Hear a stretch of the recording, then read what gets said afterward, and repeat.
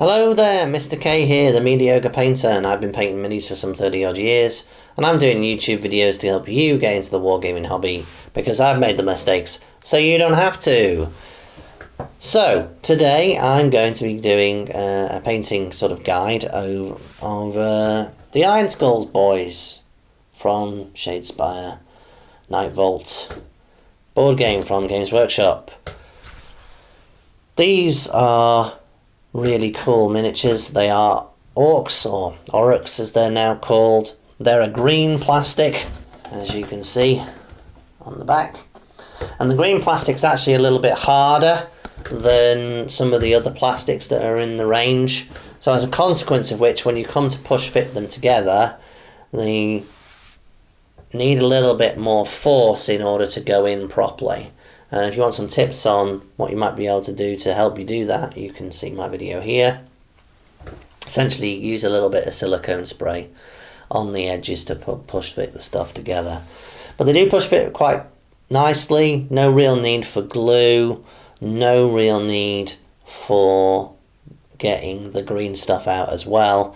But they were fairly challenging to push fit together. So you have to sort of push fit a couple of them at a certain angle in order to get it quite right, and because they're a harder plastic, they're a little bit harder to do. So not perfect, but probably a 4 out of 5, I would say. They're not the best, like the Godsworn Hunt. I think are probably the best push fit minis in the Shadespire range, but they are pretty good, and certainly there's a limited amount of clean up work that you're going to need to be doing here. So these guys, I decided, I think perhaps mistakenly, to be fair, to paint them accordingly in terms of how they're done on the box with a yellow. And I decided to basically go a bit Imperial Fisty, for want of a better description, and do the majority of them in a yellow. Now I have a fairly old recipe for doing yellow on miniatures, but I decided that I wouldn't follow that recipe on these minis. I would actually do it in a different way and follow something that I saw online which looked pretty cool. So I started off with this chap here, and that chap is Bone Cutter. And he's got a really great big double-handed axe. So, in terms of how I went about painting this guy, I undercoated him with an Avalon Sunset, which is kind of like an ochre sort of colour. And then I used layers and layers of thin yellow paint to bring up the yellow. And I used an Agrax Earthshade for the shading in between the yellow armour. So basically I used an Avalon, got the Avalon nice and solid. I then used an Agrax over the top, and then used a yellow in thin coats to bring the yellow up. And I'm really pleased with the way the depth on this worked, but the amount of work you have to put in when you do it that way is pretty significant. And I think I learnt my lesson when I went on to my next one, which was Hacker and then subsequently Basher. I did those two guys in the way I would have normally done it, but with different yellows, because I bought myself some yellows and I just wanted to try them out. So this I did with, I think they call it flat yellow on this guy from Vallejo. I did his sort of cut plates and the rivets in a copper, and basically just highlighted it, and then just used an Agrax dip around them, so you can basically get the highlighting. Same goes with the bolt plates on his gauntlets as well. I just got some new paints at the time that I'd never really tried before, so I got a brass from Coat d'Arms. So I actually used a brass on the actual bits on the end of the axe and the middle of the axe, and I actually used copper for the haft of the axe. just to see what it looked like really, and then I washed it with an Agrax. In terms of the actual axe itself, I used a chainmail and then washed that with an Agrax and then picked it out with the mithril around the edges just to basically pick it out and highlight it.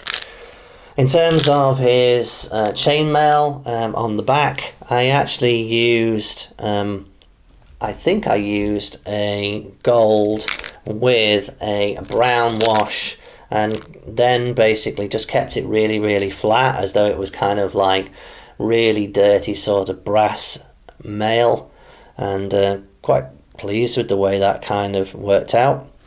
That was quite good. In terms of, his trousers, I decided to do those in a brown and then wash them in an Agrax, highlighted back up with the brown. So let's talk about his flesh. So I did it in my classic way that I do orcs, which is goblin green, green wash, highlight back up with the goblin green. Keep it simple, you don't need to do anything more than that. In terms of the face, one of the nice things about painting orcs is you don't have to worry too much about the eyes. So I did a black wash in the eye sockets and then basically picked out the eyes as red with a vermilion. In terms of the teeth, I used white, black wash, picked out with a white. I decided I like my orcs with nice clean teeth on this guy. So he's got lovely clean teeth, and I didn't do anything more to those particular teeth. I like my orcs with good teeth. In terms of the earrings, just picked those out in a silver with a little black wash over the top. He does have like a little bone motif here on his shoulder, so basically just picked that out with a bit of flesh, a little wash in the old Agrax. Agrax is king of the washes, isn't it, at the end of the day. In terms of the base on this, I did this on like a grey-green sort of colour base, not quite a straight grey. I think they call it grey-green in the Vallejo range. And he does have like this little sort of millipede thing. I decided to do that green with a green wash and then just pick out the feet in a red to make it stand out a little bit. In terms of a wash here, I just applied an Agrax to the base after I applied that grey-green, and then I used a dry brush in a white. I kept it very simple.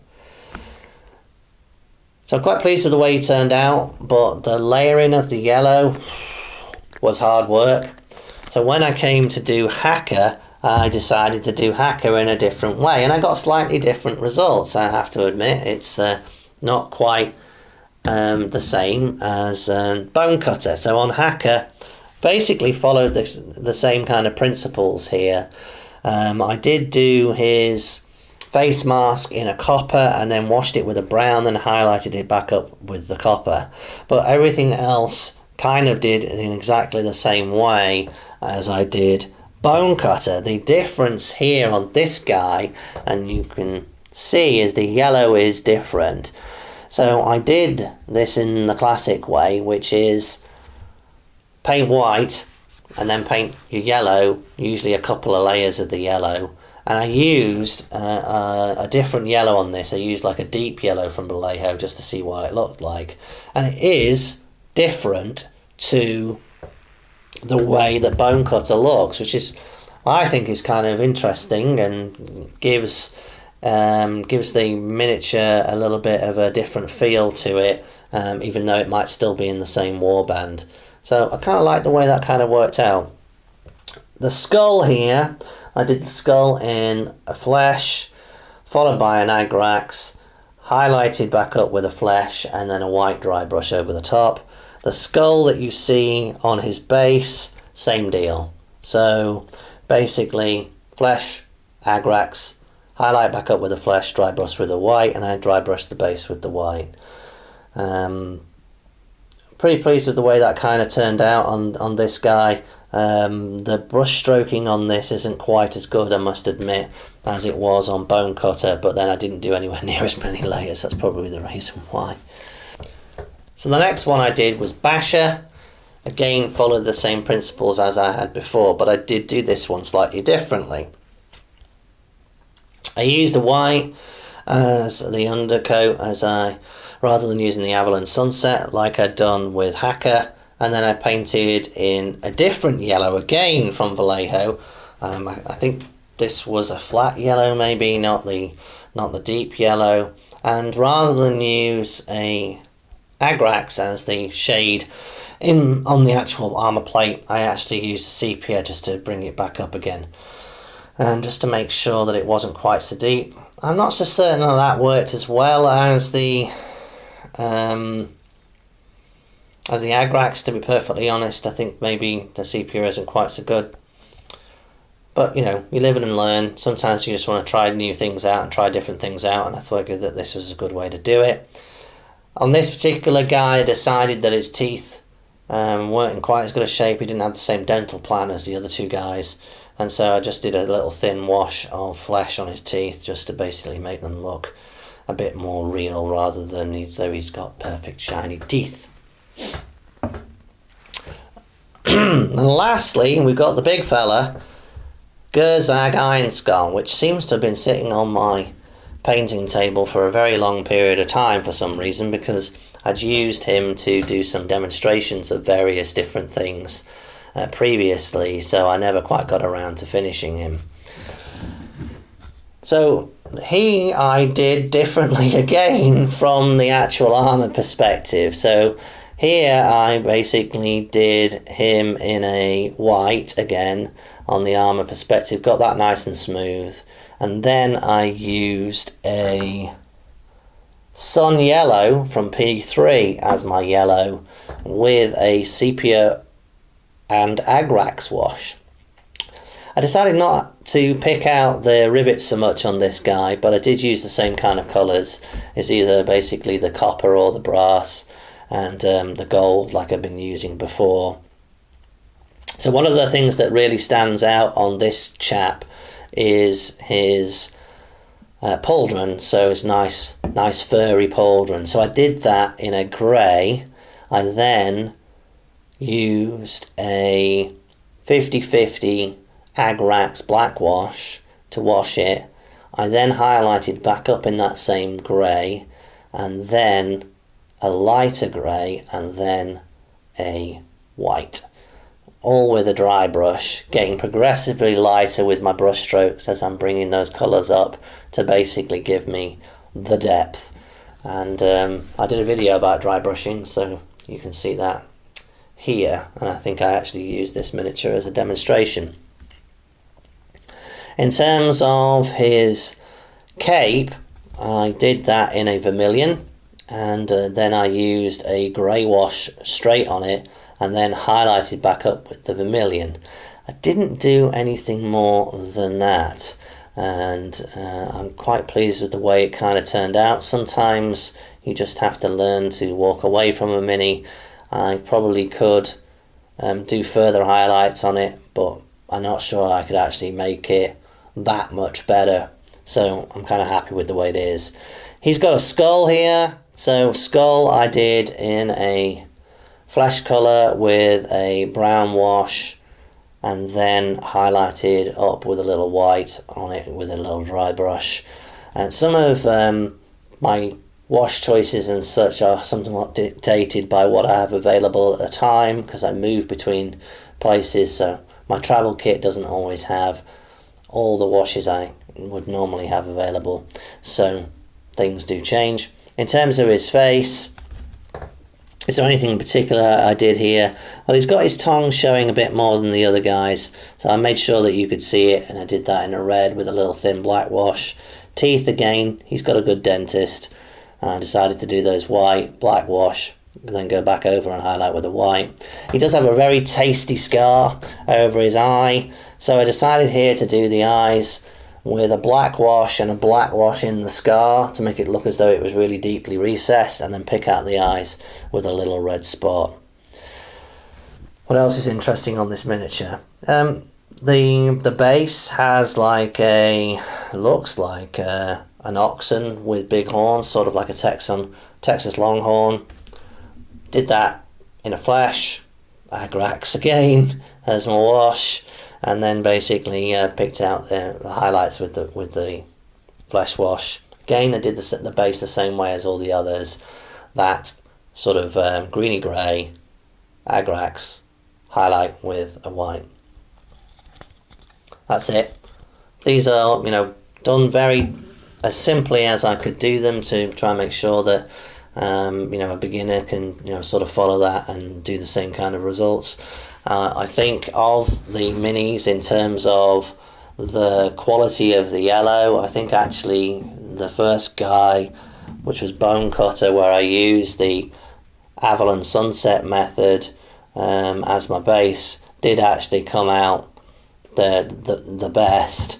But I actually quite like also the way that Ironskull came out as well, where I used, you know, yellows that I'm familiar with, and it was certainly a lot faster to actually do it that way. So that was using a white with the sun yellow, or a sunburst yellow.